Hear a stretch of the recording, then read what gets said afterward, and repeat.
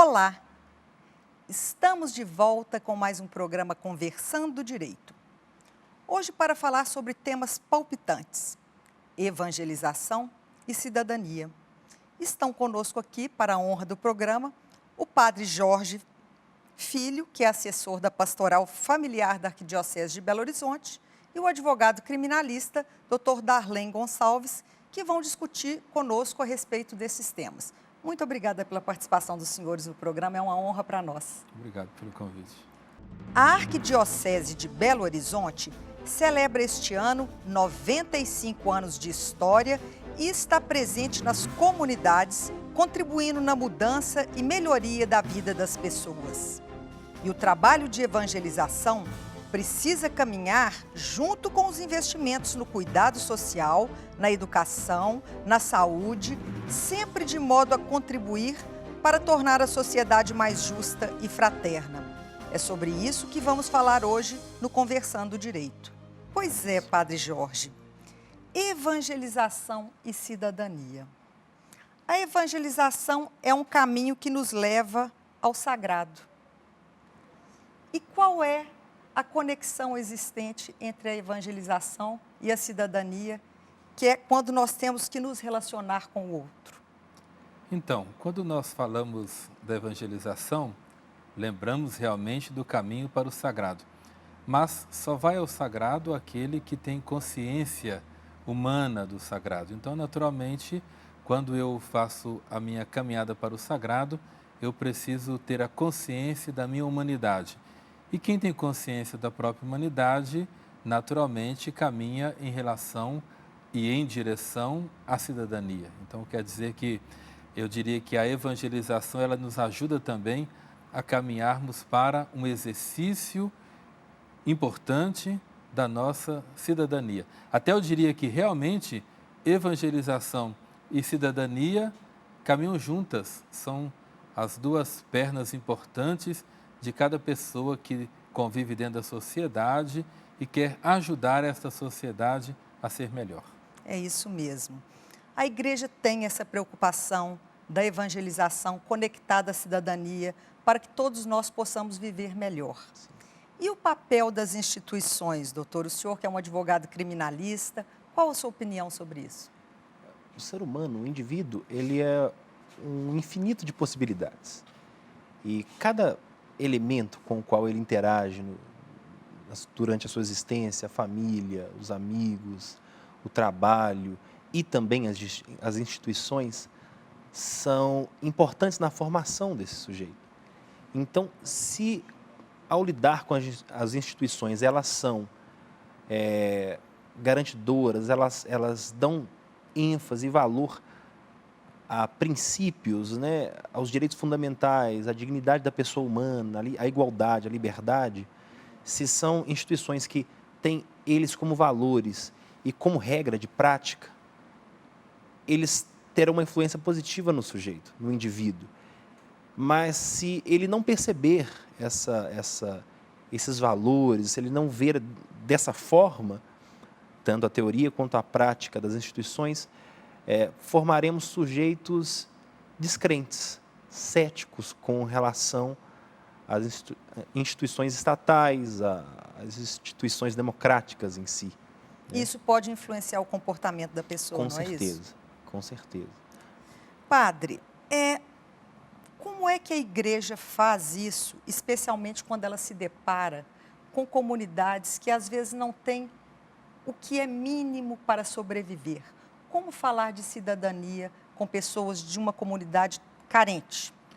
Então, nós precisamos lembrar que a Igreja Católica, ela sempre teve a preocupação, aliás, poderia até dizer que nasce do coração do próprio nosso Senhor Jesus Cristo, a preocupação com a classe marginalizada, a classe da minoria, digamos assim.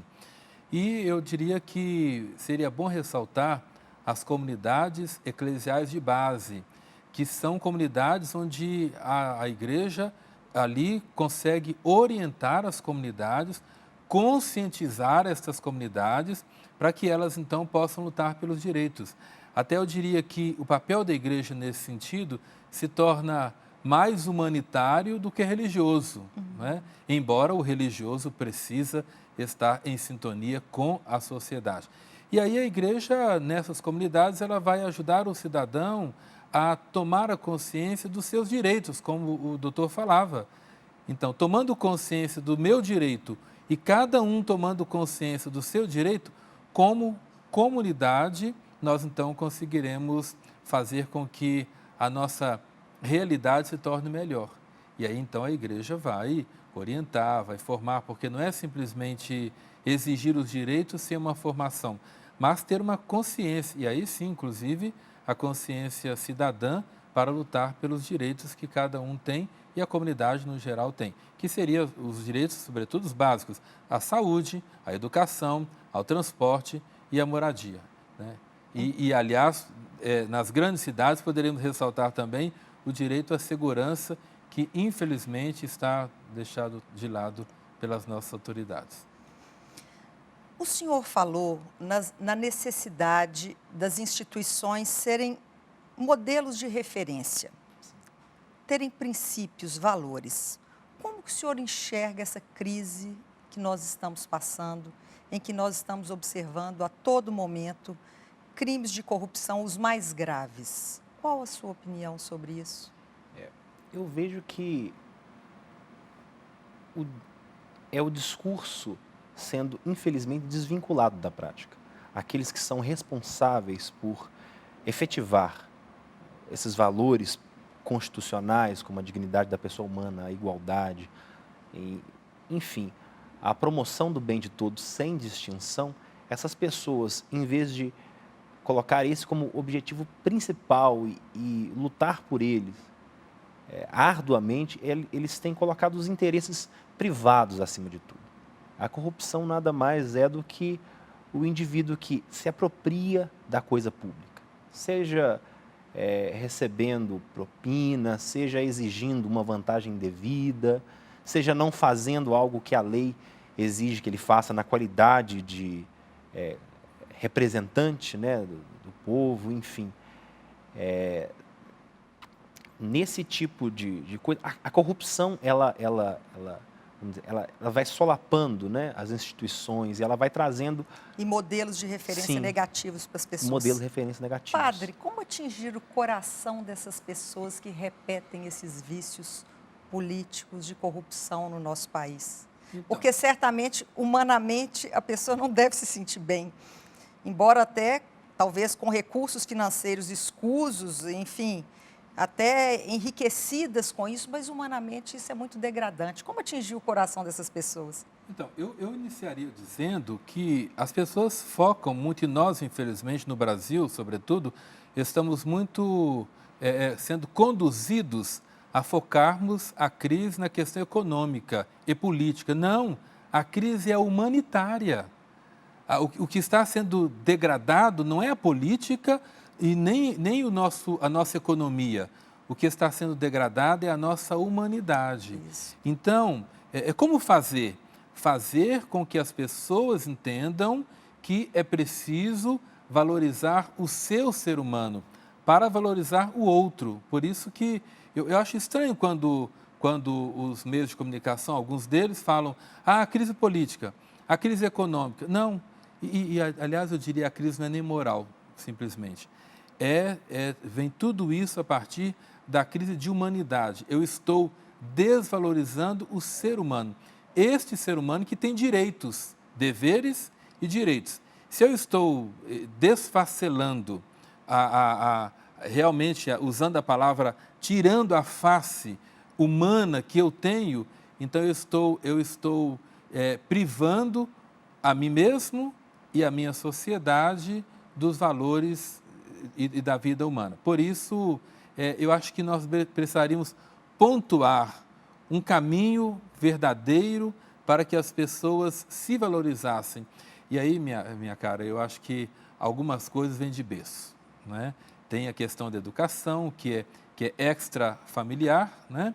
Mas alguma coisa vem de berço. Então, nós precisaríamos fazer com que as famílias estivessem mais coesas, mais unidas realmente e mais conscientes, também não esquecendo a questão espiritual, não religiosa, mas espiritual, para que as pessoas tivessem um retorno ao valor do humano, que é também divino. É verdade. O senhor acha que talvez essa crise, como o senhor bem disse, humanitária, tenha decorrido de uma desconexão com o sagrado? Quer dizer, se eu não me sinto criatura divina e amada, então eu não ajo desta forma com quem está ao meu lado. Tem uma correlação, padre? Então, nós poderíamos pensar assim: há quanto tempo nós já abandonamos Deus? Né? Parece um discurso simplesmente religioso, mas Deus se fez homem, o divino se fez homem, para que o homem se tornasse divino, mas o homem, abandonando o divino, não sabe o que se tornou. Então, é realmente um distanciamento do sagrado.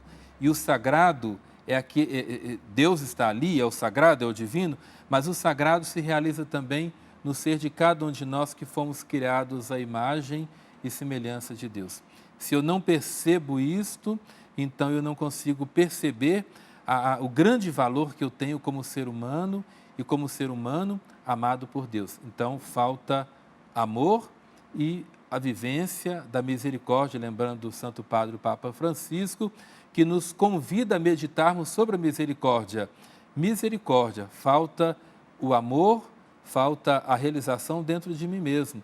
A senhora dizia, as pessoas que se enriquecem, sim, até têm dinheiro, mas elas têm consciência, porque senão o dinheiro tomado de forma escusa não estaria sendo guardado escondido. Então, elas têm consciência. Ora, se tem consciência, significa que ainda tem uma chama acesa no coração dessas pessoas de uma certa moralidade. E ali, cada um precisa reacender essa chama viva da moralidade, redescobrindo o amor e redescobrindo este amor de Deus por cada pessoa.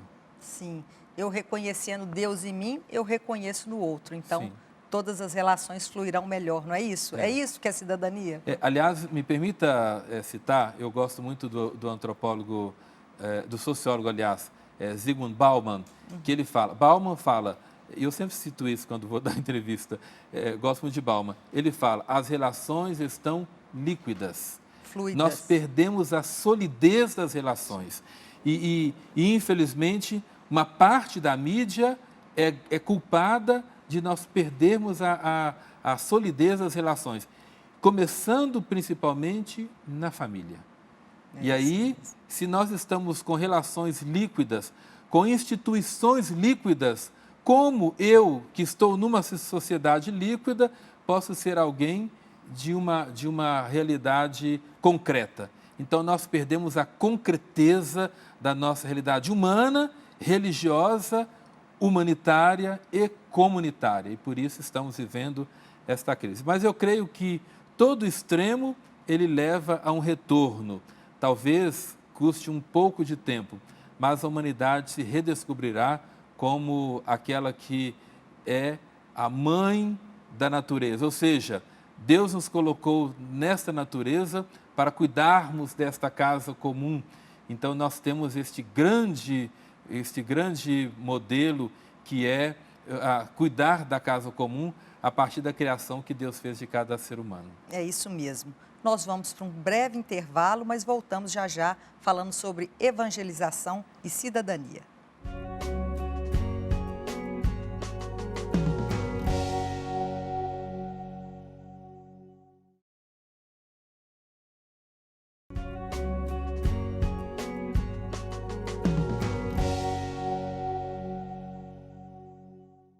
O programa Conversando Direito hoje está discutindo sobre evangelização e cidadania com o Padre Jorge e o Dr. Derlan.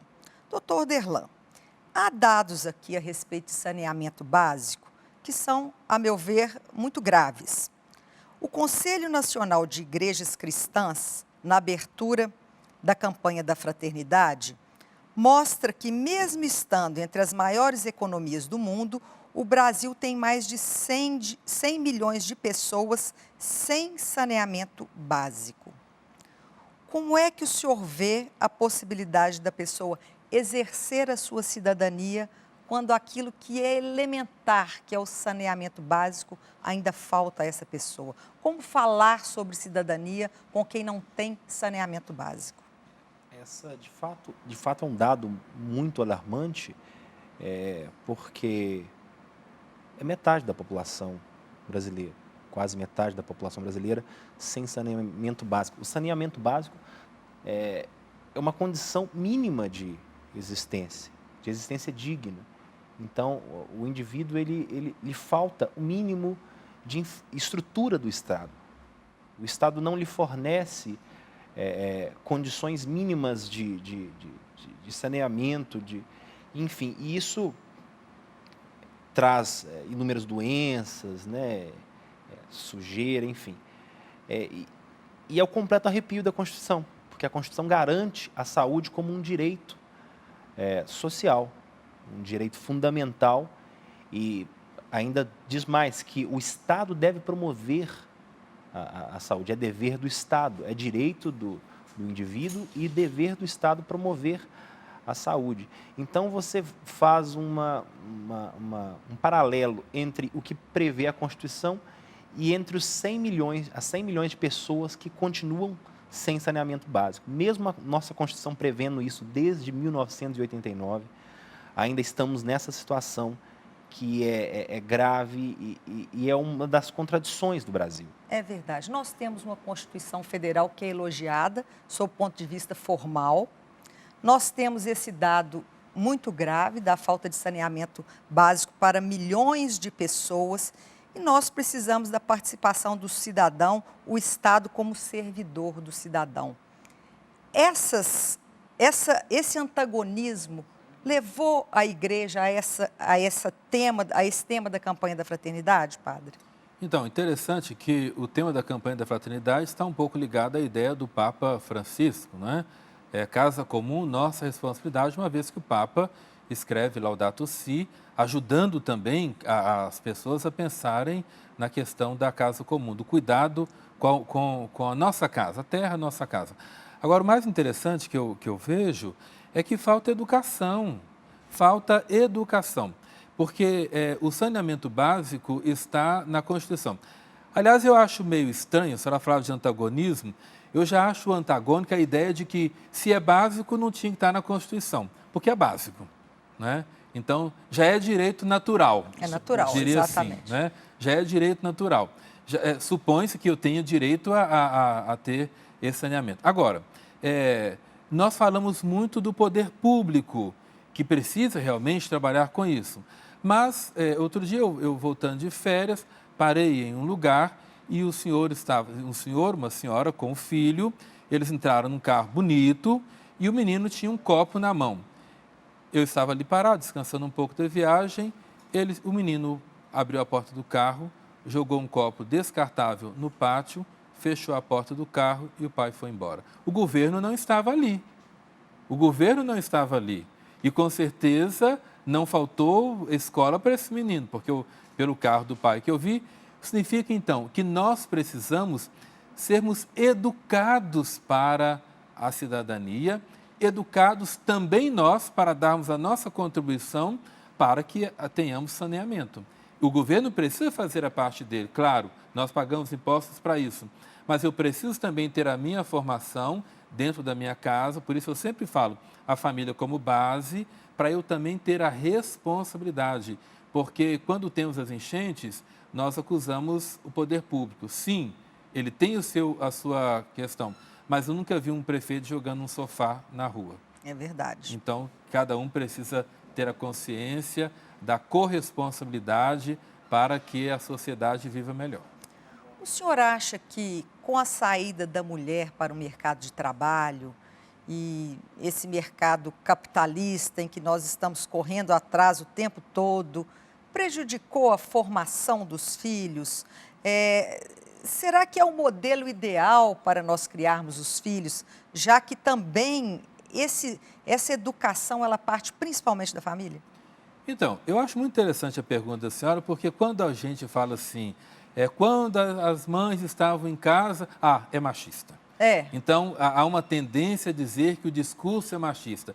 Eu diria, quando a família estava estruturada, a educação era melhor. Então, o pai cumprindo o seu papel, também de prover o bem da família, a mãe cumprindo o seu papel, também de prover o bem da família, mas cuidando dos filhos.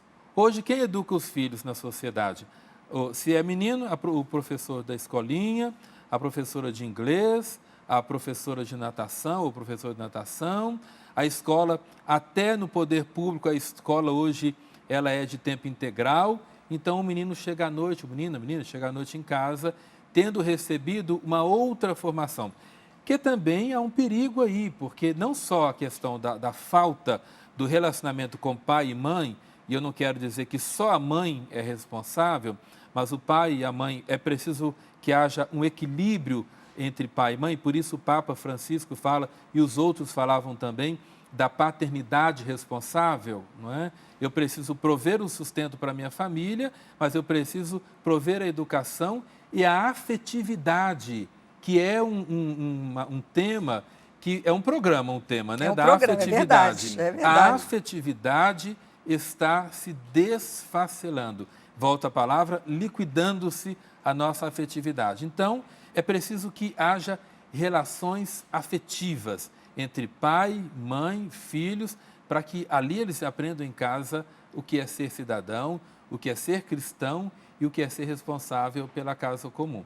Então, para não dizer que eu sou machista, então, a mulher Eu quis sim, justamente levantar essa a mulher discussão. sim, ela tem a sua responsabilidade, mas ela precisa também ajudar no crescimento da sociedade. É justo e é válido, desde que ela e o esposo estejam juntos. O problema, talvez, me permita terminar essa parte dizendo o seguinte, o problema talvez não é a saída da mulher para o trabalho. O problema talvez seja a criação dos filhos que hoje, infelizmente, uma grande maioria não tem mais o pai e a mãe juntos. Porque se pelo menos a mãe sai para trabalhar, mas volta para casa e tem o esposo, já ajudaria bem. O problema é que as famílias hoje não estão mais vivendo a sua relação. E muitas vezes, quando pai e mãe voltam para casa, ficam no WhatsApp e nas redes sociais, o que aí ainda dificulta mais a relação, né, da família. Sim.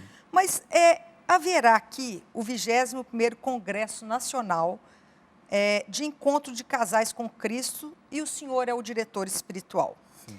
Eu gostaria que o senhor falasse um pouco sobre esse congresso e se essas questões tão palpitantes que nós estamos discutindo aqui estarão nesse congresso. Então, o tema do nosso congresso é ECC, Família Evangelizada, Alegria da Nova Paróquia. Paróquia como, na sociedade, paróquia como lugar de encontro de pessoas.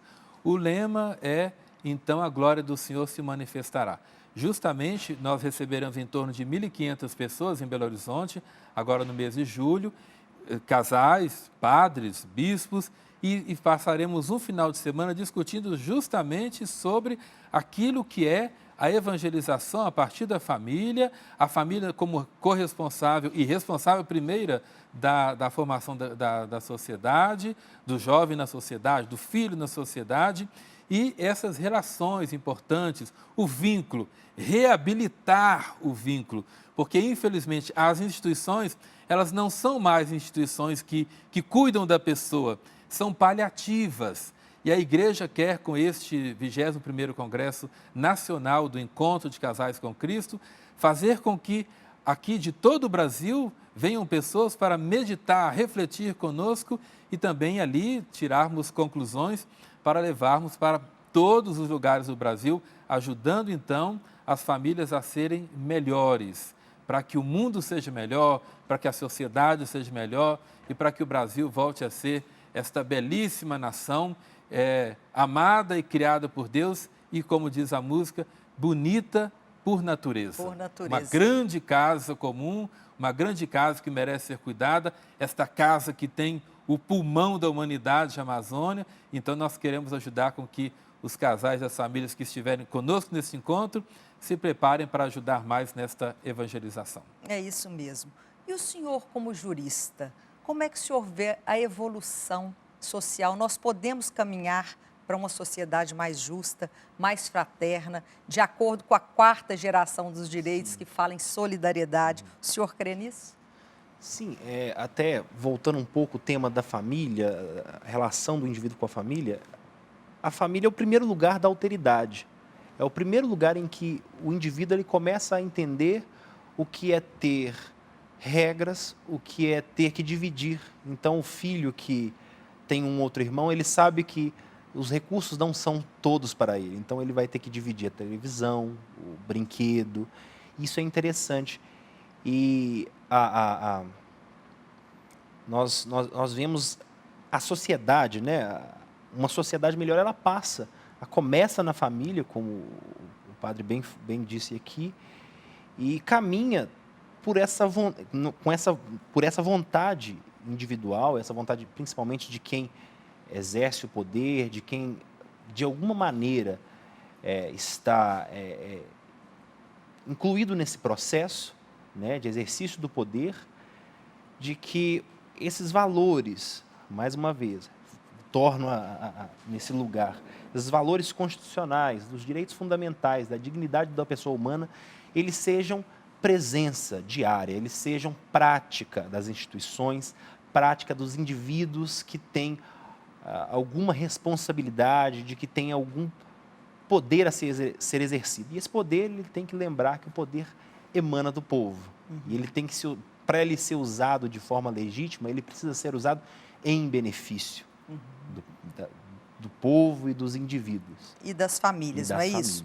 Agradeço muito aos senhores a participação, foi muito boa. Esse assunto é um tema muito palpitante que nós poderíamos discutir por muitos programas. Muito obrigada pela participação dos senhores. Agradeço. Obrigado. Até o próximo programa, Conversando Direito.